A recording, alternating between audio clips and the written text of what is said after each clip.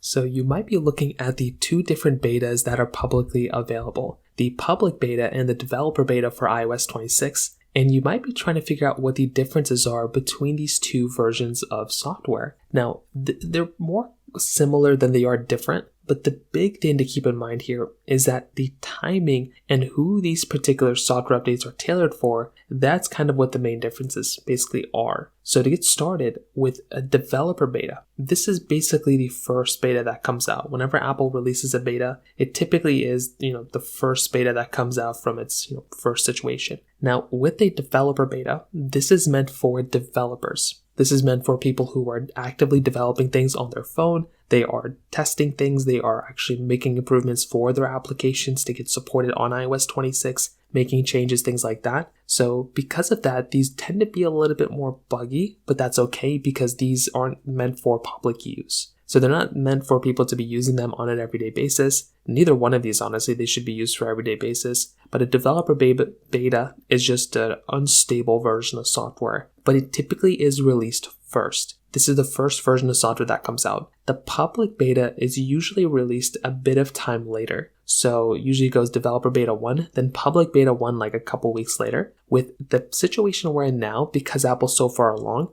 the public beta is usually just a day or two after the official release. Sometimes it's the same day now. So kind of keep that in mind. It's supposed to fix the major issues before actually going through and releasing it out to the public. From a stability standpoint, the developer beta is pretty much not as stable as the public beta. Now, the public beta is still not that stable either, I'm going to be honest, but the developer beta is much, much less stable. It's going to be giving you more issues. It's going to give you more problems. The public beta, on the other hand, is not really going to be like that. The public beta is going to be much stronger. It's not going to be having as many issues. So that kind of is one thing to keep in mind there too. And like I said, the developer beta is mostly meant for developers. It's meant for those types of people who are testing versions of apps on their device to make sure it's supported on iOS 26, kind of getting a head start, if you will, on that type of development. I think iOS, the public beta, is also still not that stable, but it's going to be giving you an overall more stable experience than something like the developer beta. So hopefully that makes sense. The features and everything should theoretically be about the same, but still, like I said, I would not recommend going through and installing either one of these just yet, unless you are a developer or you know what you're doing or you have a side phone. I would not recommend installing these things on your main device.